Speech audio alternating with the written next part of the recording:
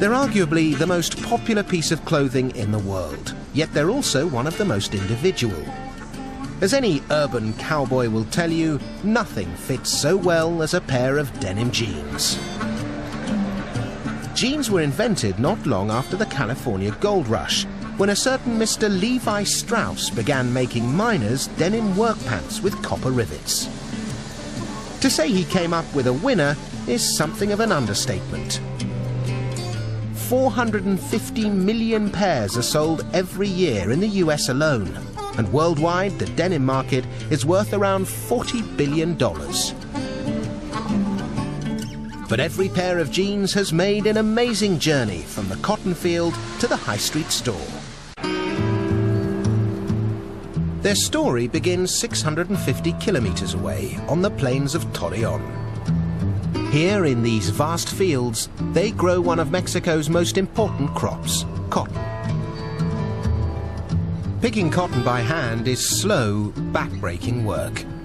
Each picker can only harvest around 50 kilos a day, and it's always a gamble whether or not all the cotton can be harvested before the weather changes. Fortunately, cotton farmer Juan Antonio has an ace up his sleeve: the mechanical cotton picker. In just 5 minutes, this machine can harvest as much cotton as a human picker can manage in a whole day. It works by using lifters to direct the cotton plants between rotating drums. These are attached to a series of spindles covered in barbs, which pluck the ripe balls of cotton from the stem. The cotton is then blown through a tube into a basket at the back. Once Juan has filled his truck, Francisco Gonzalez compresses the whole lot into massive bales ready for transportation. But for each ton of this harvest, there are 500 kilos of seeds, 100 kilos of leaves and other plant parts, and just 400 kilos of cotton fiber. So to separate the valuable fiber from the debris, it's sent to this 1950s vintage cotton gin.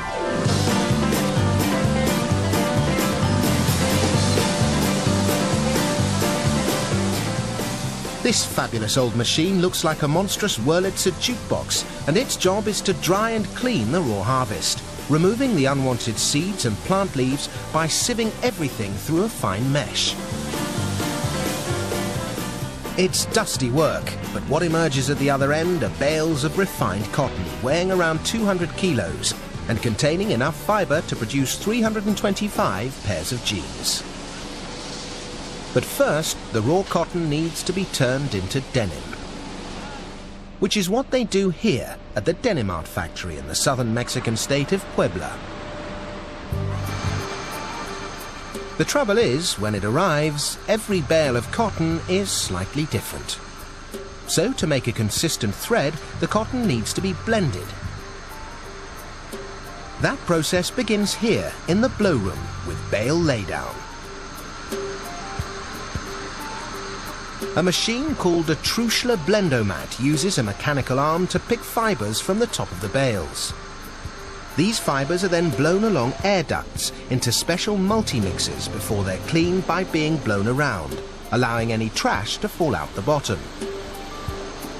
The resulting fibers still don't look like thread, so it's then down to operators like Jose and his trusty DK760 to perform what's known as carding. Now, despite what you may think, carding isn't something that a Las Vegas croupier does, but is rather the process of untangling the fibers by combing and pulling the cotton into a kind of web.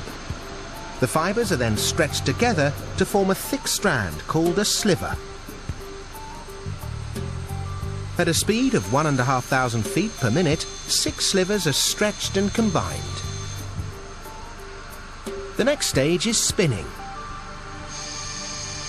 At each one of these stations, cotton slivers are pulled and twisted at a rate of up to 120,000 revolutions per minute.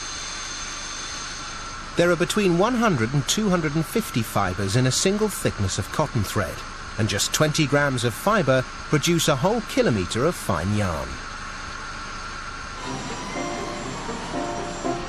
On these giant reels, they now have something that's starting to look like familiar cotton. But to make jeans blue, the cotton first needs to be dyed. You guessed it, yellow. But don't panic, Ramiro the cowboy isn't going to end up looking like a lemon. The reason the dye is yellow is because indigo blue dye isn't water-soluble. So it first needs to be mixed with a reducing agent, sodium hydrosulfite, and it's this that turns it yellow. Then, when it's removed, something magical happens. Normally, the indigo bath is yellow, okay? But as soon as it has contact with the oxygen, it turns blue, as you can see in the surface of the glass. Because the bond between the dye and cotton isn't very strong, jeans gradually fade. But of course, if jeans didn't fade, they just wouldn't be jeans. The thread is treated with cornstarch to make it stiffer, then after a blast in a dryer, the cotton is ready to use. The trouble is, it's just a bit too blue.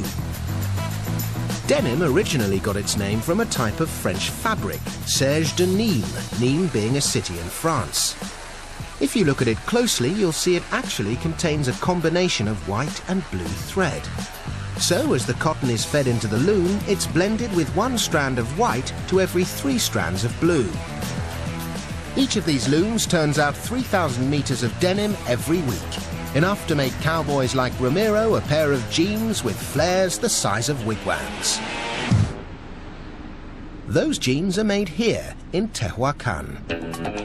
This is Mexico's largest jeans factory and produces designs for most of the famous American brands, churning out 400,000 pairs every month. A typical pair of 5-pocket jeans uses 15 pieces of cloth. So they first stack the denim into piles of 100 sheets, ready for each piece of the design to be cut. It's up to pattern layer Antonio Martinez to make sure that as little material as possible is wasted. Using a computer, he can limit the offcuts to just 7%. Once he's happy, the pattern is printed onto paper. Next, the design is rolled out over the denim. This stage is more like carpentry than tailoring, and with the denim 100 sheets deep, any mistake will be costly. Once cut, it's like a military operation, with an army of jean genies assigned to one specific task. Each pair of jeans takes 15 minutes to make and requires 1.6 meters of denim, several hundred meters of thread, 6 rivets and 1 zipper, or 5 buttons. On seam ironing duty is Marie Cruz. I like my job a lot because there's no pressure here, unlike other areas of the factory. I iron 300 pairs a day. I like ironing, but later my back will hurt. Marie adds the finishing touches to these spanking new jeans, but they're still not ready to grace a cowboy's behind. These days, everyone's too cool to wear jeans that look brand new. So they're about to become distressed by being slipped onto some rubber legs, blown up and given a little rough handling.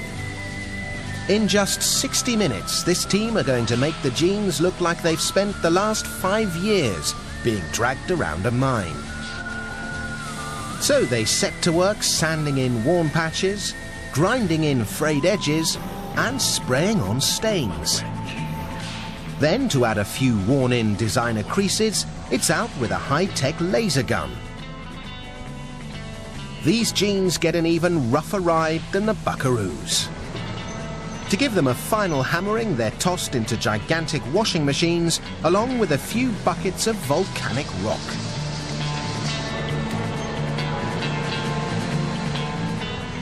Once dried, the jeans are now shrunken and nicely worn in. Or totally trashed, according to your point of view.